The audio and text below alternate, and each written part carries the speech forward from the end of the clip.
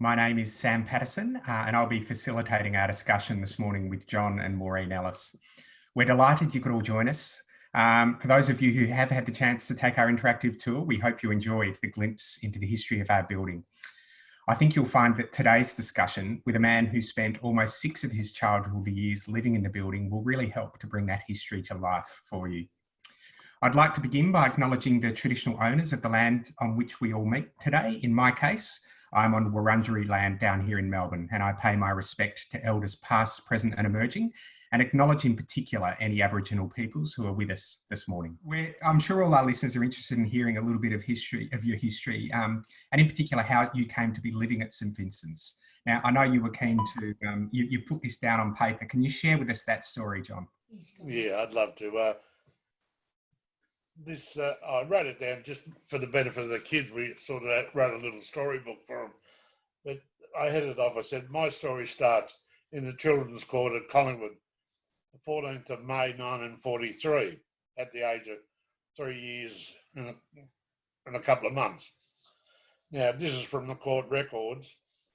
This lad, together with 3 brothers, was committed to the care of the Child Welfare Department on the 14th of the 3rd, 1943, by the Collingwood Court as a neglected child under unfit guardianship. The parents were both drunkards and the father was serving a 6 months jail sentence. Home conditions were filthy. Now, on that day, I'll just read a little bit more. The 3 brothers, Arthur, Cyril and Edward. Now, there were already 2 brothers that were already in the state ward, were Stan and Graham. I think you said 5 brothers in total, so one of 6? Yeah, I'm the 6 brothers. And you mentioned 3 brothers in that court order. My understanding is when you came to St Vincent's... There were 3 brothers. At St Vincent's, there were 3 brothers. And they then told me I had 2 other brothers. That's when even though I was in Surrey Hills with one, I can't remember him at all. Now, Cyril, which is 13 months older than me, he was sent to St Augustine's. Then the young brother, 2 years younger than me, he was sent to St Augustine's. And I thought that was a bit strange, they could have kept the 3 of us together. Yeah. And the 3 older ones could have been together. Yeah.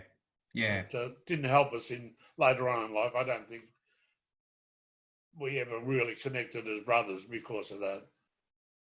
So you're at St Vincent's for 6 years or nearly 6 years. Can you tell us a little bit about what life was like growing up in the orphanage? Well, once again, like I was sort of like protected because of my older brothers, but it was, I think I must have been institutionalised by then even, sort of the brother said, jump, I'd jump, or we always had something to do. We played sport. There was never a dull moment there. You either played handball, you played football or cricket or kicked the tin. Walk to the beach. As soon as school was over, in normal, not the school holidays, but we played football down at Albert Park. We all had in different teams. In the summer, we went down the beach every afternoon. But not the weekends, I don't think. Yeah. And you went to school during term. You went to school outside the orphanage. No, we were all inside. Okay. You sort of got up in the morning, went to church. That was the first thing you did. Except I think I mentioned to you that at least every year we sort of 2 days. I think we missed going to church and. The worst part of the boat was they never told us which days, so you'd be just lying there waiting to get the call to get up. But, they could have at least been kind enough to say, you have a sleep in today. But, so every morning was church, then breakfast, and you probably had half an hour. But, yes, it was school time at 9 o'clock. You just walked in and grade 4, 5, 6, 7, and 8. There was I think it was about 40 or 50 kids to each class. Can you tell us about Saturday nights? I believe you talked about film nights when we first met. Well, we used to have film nights Saturday and Sunday night, a picture night.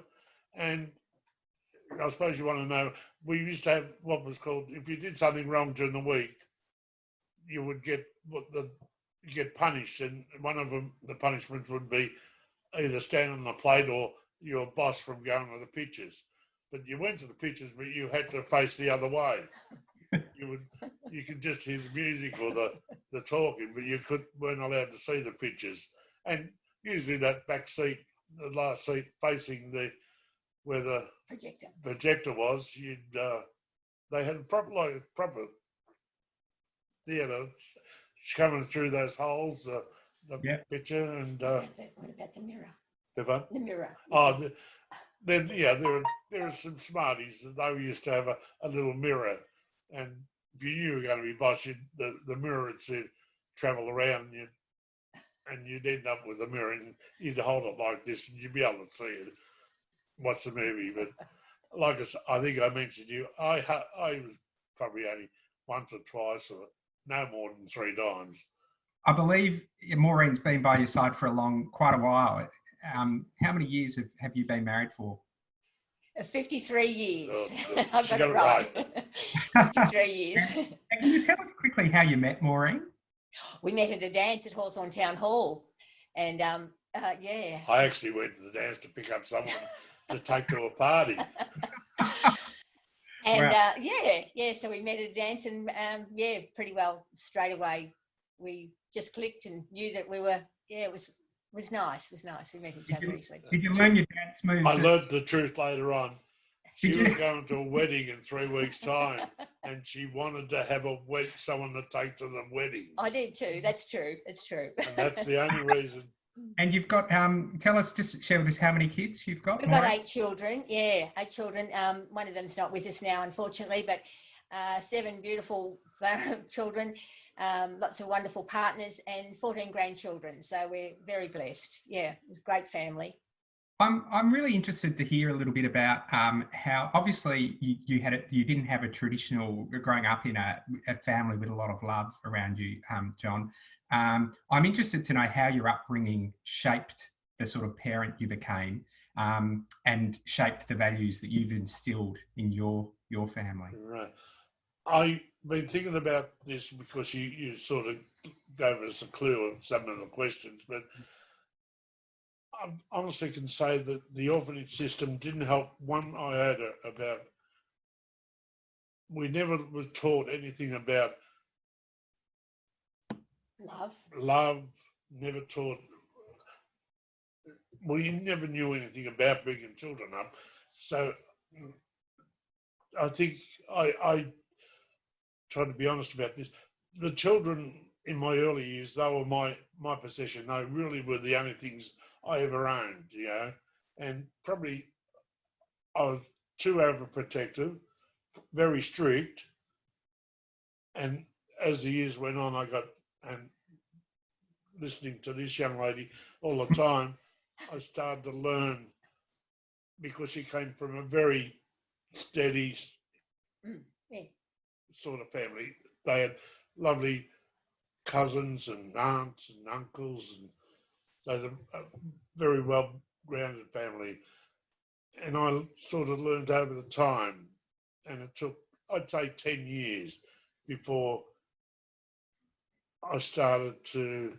Well, the children weren't your possessions, you realise? Yeah, they were, and I changed completely. One of the things that struck me when I met your family, who were all so excited, we'll come to that in a sec about visiting the orphanage, but they all seem to be in caring professions.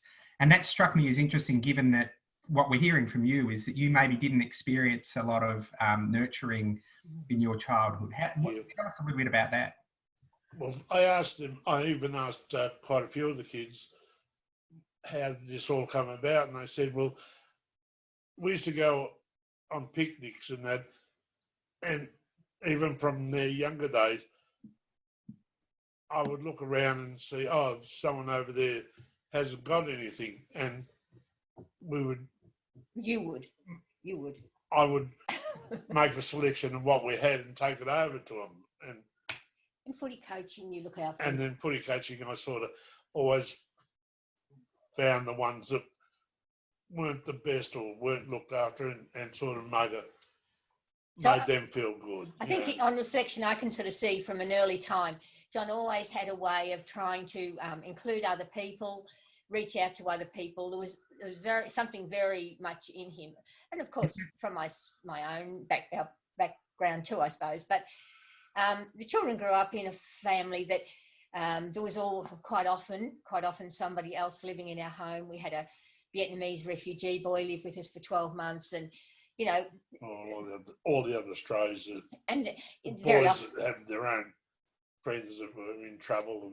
And so home was quite a nurturing place. So I suppose they saw it at home, and to their own credit, the children have grown into wonderful adults, absolutely salt of the earth kids. Now, the other thing I want to hear about is how important it was to your family to come back. You know, it had been, as you said, 62 years, John, but there was a real sense of excitement about your family members. And I just remember them when we were in St. Vincent's, they were asking you to point out, where did this story happen? Or where did that story happen? Can you tell us how important it was to your kids and grandkids to be able to have that experience of coming back? Well, I was so surprised that when we decided to go back to the orphanage to have a look at it, we asked one or two if they'd like to come with us, and of course all the other 6 got upset. They all wanted to come. Then all the grandchildren wanted to come, and I was surprised. Anyway, we got there, and I was so surprised. Oh, this is what you did. This is why you get caught. This is why you want tennis ball. And I could see that they were excited because they were seeing things that I did, and going around and seeing the pictures on the wall on that. And we did see a couple of the brothers. One of them was the drum major at the time, and another was playing the drums, and one was in the boxing, and a couple of football photos of. I never made it. I was never good at anything. So the Heritage Centre had a lot of lovely. Yeah, the Heritage Centre. It was well worth it to go and see the. I remember that we've got some quoits on display in the Heritage Centre, and I'd always wondered why, but your eyes lit up when you saw them, and your kids did as well. And they talked about how they often used to get those toys for their Christmas presents. And we then had an impromptu game of quoits, and you were pretty good, I'd have to say. Yes. Yeah, well, that's very true.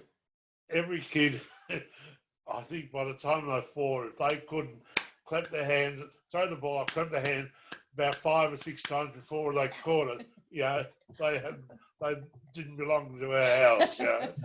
But I must say, my time at the orphanage was fairly good, but that wasn't all of them. I know some of them had hard times. Yeah. But that's how it went. So You were right. I can't. Yeah. No. I don't want to make it that I did have fun, and because it was the only thing I knew. That's it. Yeah. It's the only thing I knew. And I think you beautifully captured what life was like. And it sounds like to a kid, it would have been almost idyllic with so many other kids and friends and games. But that really insightful point about that missing that love and that nurturing. And it sounds like you've been incredibly fortunate to make that stop off at the dance. 53 years. I think so. Definitely. I would have been, I know from the time I left the orphanage till the time I met Maureen, I was a bit of a hard case, Yeah. I probably never smiled or anything like that, but I met, after meeting up with Maureen, I met so many beautiful people that they just made me come good, And I think one of the things, I know it's time's nearly out, Sam, or probably is out. I know one of the things we talked about was, what can you say to young people? We talked about that the other day, what young people in care. And we listened to Taylor yesterday. And one of the big things that came across to us that she found her a great place when she got to be with the women at McKillop Services, and obviously one particular carer. And for John, I think one of the things we talked about at home was that if someone's reaching out to you, you know, accept that help, because this day and age, the people seeking out you are very genuine people, and you know, you're very fortunate if you're in a situation that is not ideal, but there are people who care. And yeah, that's what I found. From 21, from the time I moved to, say, Box Hill South, I met some beautiful people, and it was through church. You know, they weren't all church people, but they were a mixture. But I met people that are prepared to take me into their homes at 21, 22, and I just couldn't understand it. But then I started to realise, Yeah. and I started to think I'd started to become a better person, and then good enough to go out with this one, and then from then on just got better and better and better, and I think now I'm probably I'll never be a saint. I think that's a beautiful point to finish it, and that real insight into accepting that help, and just say thank you so much for being so generous and open, sharing your story. Thank you for asking us. Yeah.